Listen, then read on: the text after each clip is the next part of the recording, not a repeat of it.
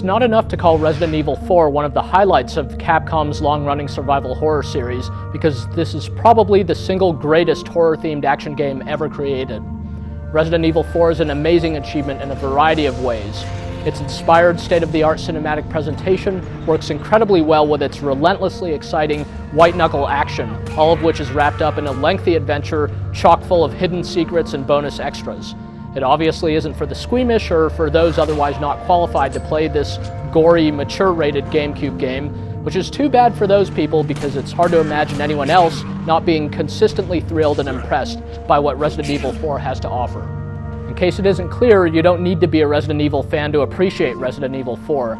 However, Resident Evil fans will recognize the game's protagonist, Leon S. Kennedy, a wisecracking government agent investigating an inconspicuous European village where the US president's missing daughter was supposedly sighted. Experiencing the events of the game without really knowing what else to expect is a big part of the fun, so suffice it to say the story is filled with surprises, and it further does a great job of continually ratcheting up the sense of danger and tense excitement you'll feel right from the get-go. Resident Evil 4 is being appropriately billed as the game that takes the series in a bold new direction.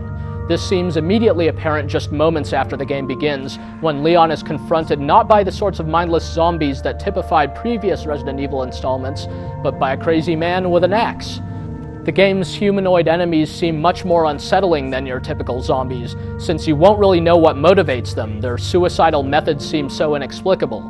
Still, it'll take just one good slash of a sickle or one pitchfork gouging to teach you to terminate these savages without a second thought.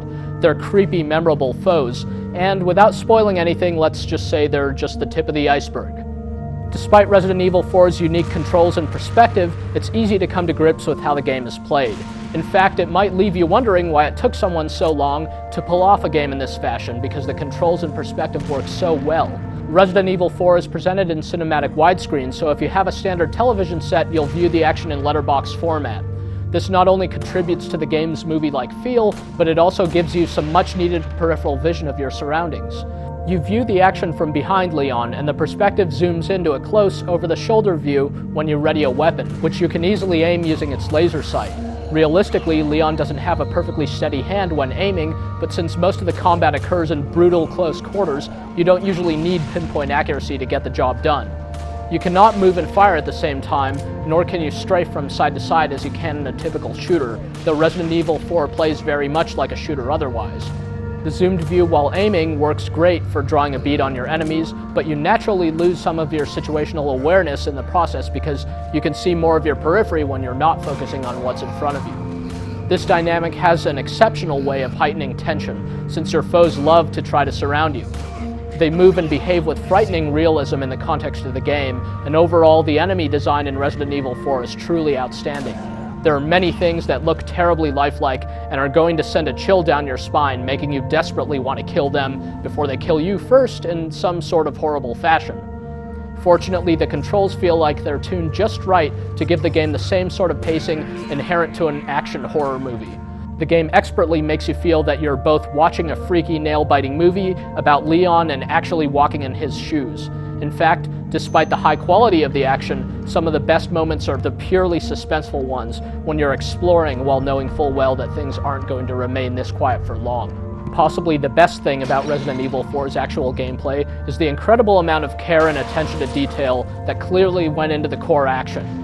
Leon's arsenal will expand to include shotguns, rifles, and automatics, and each of these causes a wholly satisfying and convincing result when used in any fashion against a given foe. For example, you can trip up an axe-wielding lunatic by shooting him in the knee, and then you can put him out of his misery with a subsequent shot to the head. Or you can stagger an enemy by shooting him in the midsection and then send him careening into his cohorts with a mighty roundhouse kick. Incendiary grenades cause foes to burst into flames, while other explosions cause Leon to steady himself from their intense heat and blasts. The game features some subtle use of realistic physics and plenty of great little touches, such as how Leon can opt to either quietly open a door or violently kick it open. Many other context-sensitive actions are available throughout the game, giving you the impression that Leon is highly versatile and just possibly capable of dealing with all the horrors he'll have to confront here. One of the wonderful ways in which Resident Evil 4 plays with shooter conventions is that shooting things in the head isn't a surefire way to kill every foe, even though it often results in a spectacular splattering of all kinds of nauseating substances.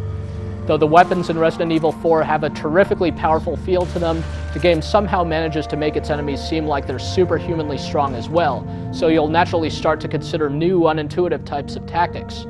The feeling that you're heavily armed and yet faced with an unnatural enemy is often what makes the game seem so intense, which makes moments when you feel desperate and helpless seem that much more poignant when they occur. Resident Evil 4 is an action-adventure game with a heavy emphasis on action. There's rarely any question about where you're supposed to go next or what you're supposed to be doing, even though some of the environments are actually quite open-ended. The game is so action-packed that even some of the seemingly non-interactive cinematic cutscenes require fast reflexes on your part, so don't you dare put down the controller. A quick button press will cause you to make Leon avoid certain death, while a lack thereof, well, you'll see. Deviously, the button presses are randomized so that even if you memorize the circumstances of when you need to react, you'll still need to be careful.